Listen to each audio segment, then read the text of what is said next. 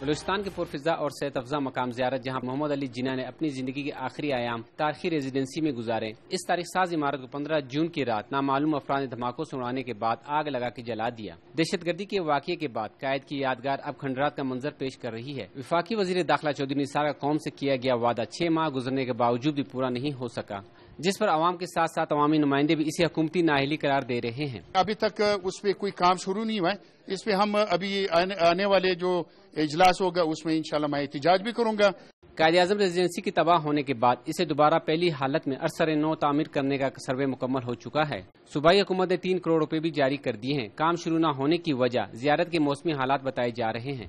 مارچ کے اینڈ میں پھر جب کام شروع ہوگا سال کے آخر تک، جون کے آخر تک انشاءاللہ اس کو کمپلیٹلی پورا پہلے جیسے تھا اس شکل میں بحال کر کے عوام کے سامنے رکھ لیں گے۔ اس قومی ورثے کی بروقت تعمیر کا کام نہ ہونے کی وجہ سے قومی ایام پر ریزیڈنسی کی سیر کو آنے والے تباہ شدہ عمارت کا ملبہ دیکھ کر مایوس لوٹ جاتے ہیں۔ کیمرامین حیدر چانڈیو کے ساتھ فرید اللہ خان، دنیا نیوز، زیارت۔